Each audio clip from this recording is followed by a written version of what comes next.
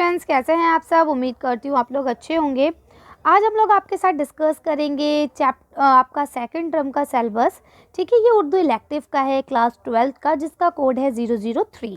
ठीक है, तो इसको आज हम लोग डिस्कस करने वाले हैं। ये आपके बोर्ड के एग्ज़ाम के पॉइंट ऑफ व्यू से सिलेबस है, इसको आप अच्छे से प्रिपेयर करेंगे। साथ ही मैंने क्वेश्चन पेपर भी बना दिया है, जो आपका CBSE की वेबसाइट पे अपडेट है, उसको मैंने बना दिया है, आप लोग देख सकते हैं। ये देखिए, आपका 40 मार्क्स का पेपर होने वाला है, 120 मिनट आपको मिलेंगे। तो देखिए, इसमें पहला हिस्सा जो रहेगा वो आपका रहेगा इख्तिबास वाला। तो यहाँ देखिए लिखा हुआ है कि इस हिस्से में 2 गैर दरसी इख्तिबास दिए जाएंगे, जिसमें एक नसरी होगा, दूसरा शेरी होगा। ठीक है, जिनमें लगभग 5 क्वेश्चन होंगे, 5 में से आपको 5 करने होंगे, लेकिन इन दोनों इख्तिबासात में से कोई एक इख्तिबास आपको करना है। ठीक है, या आप नसरी करना चाहें तो नसरी कर सकते हैं, और अगर शेरी करना चाहें तो शेरी कर सकते हैं, लेकिन ये गैर दरसी होगा, इसलिए ये आपके सिलेबस से नहीं लिया जाएगा। ठीक है, ये अनसीन पैसेज होगा, 5 मार्क्स का होगा ये।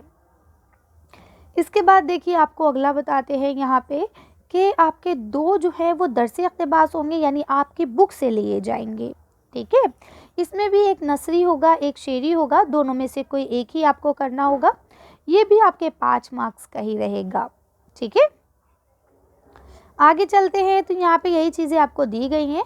हाँ ठीक है, आगे देख लेते हैं। इसके बाद देखिए, यहाँ पे आपकी अगर राइटिंग स्किल की बात करें तो इसमें आपको आपकी जो बुक्स है, जो आपकी टेक्स्ट बुक है, या आपकी जो सप्लीमेंट्री बुक्स है ना, दरसी किताब और माविन की दरसी किताब, दोनों किताबों में से कुछ सवालात दिए जाएंगे। इसके अलावा आपको शायद खुतूत वगैरह भी आ सकते हैं। खैर देखिए, यहाँ लिखा हुआ है कि आपको सवालात दिए जाएंगे।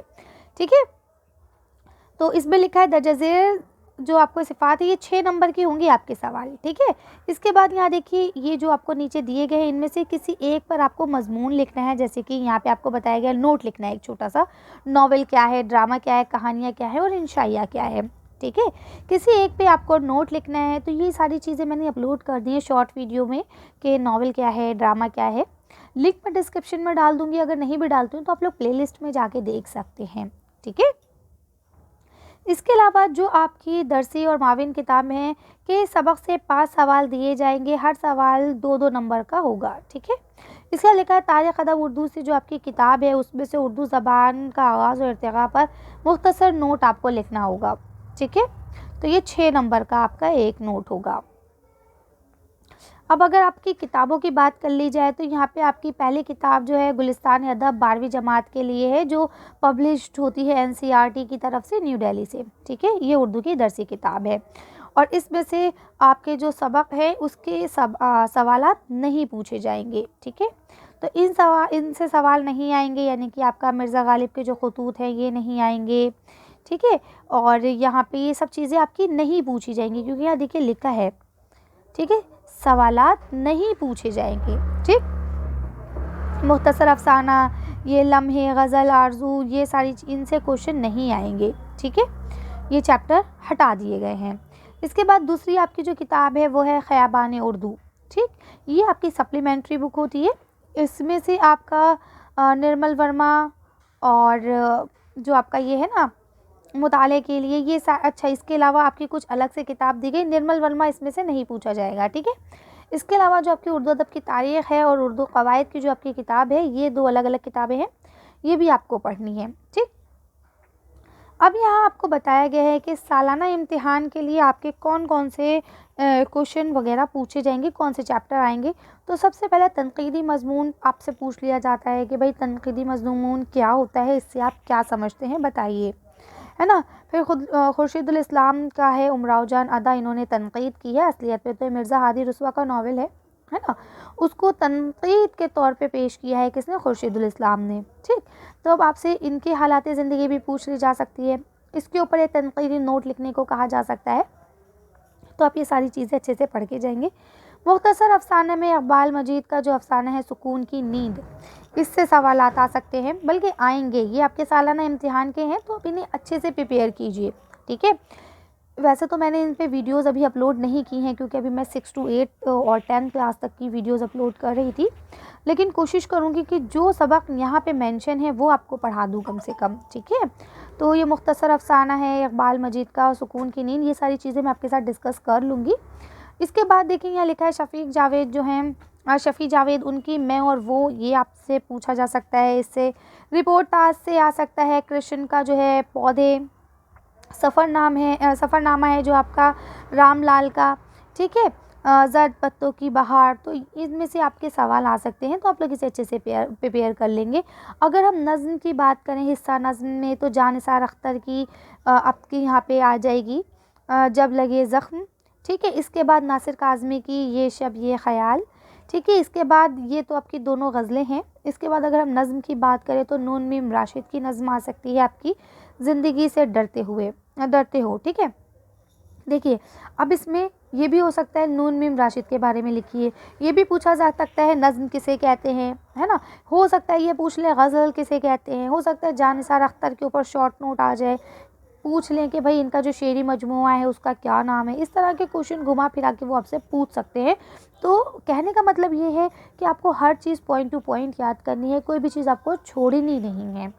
पहली चीज़ ये है कि भाई आपकी इतनी ज़्यादा पढ़ाई हुई नहीं है। दूसरी चीज़ ये कि बेटा बोर्ड का पेपर है ना। इसमें आपके टीचर्स के हाथ में कुछ नहीं होता जो आपके साथ रियायत या मुरव्वत कर दी जाए, है ना। ये सब आपको पता है, सीबीएसई जाते हैं, वहाँ से कॉपीज़ डिस्ट्रीब्यूट होती है, किसकी कॉपी किसके पास जाएंगी किसी को कुछ नहीं पता। तो आपको मार्क्स जो आप लिख के आएंगे उस पे ही मिलेंगे, है ना। तो क्या होता है कि आप लोग इसे कर लेंगे। इसके बाद यहाँ देखिए लिखा हुआ है अमीर हनफी की मुल्क मुल्क ये सहर व शाम, है ना। तो ये आप लोग पढ़ लेंगे इसे। इस सब चीज़ों को मैं डिस्कस कर लूँगी आपके साथ, कोई ऐसी बड़ी चीज़ नहीं है, अभी तो आपके एग्ज़ाम में टाइम है, ठीक है। प्री बोर्ड की तो डेट शीट आ गई है, 10 मार्च से है, लेकिन आई थिंक उर्दू का पेपर सबसे आखिर में था प्री बोर्ड में भी, है ना। जैसा भी होगा मैं कराऊंगी, कोशिश करूंगी कि बोर्ड और प्री बोर्ड से पहले ही आपका सिलेबस कंप्लीट करवा दूं। अगर फिर भी कुछ रहता है तो आप अपनी तरफ से भी पढ़ लीजिए, अगर कोई डाउट्स है तो आप वो मुझसे कमेंट्स में पूछ सकते हैं, ठीक है। उर्दू अदब की तारीख़ जो आपकी किताब है उसमें से आपके उर्दू ज़बान और इर्तिक़ा पर एक नोट आ सकता है। फ़ोर्ट विलियम कॉलेज की अदबी ख़िदमत के फ़ोर्ट विलियम कॉलेज क्या था, कब कायम हुआ, किसने कायम किया, कहाँ कायम हुआ, है ना।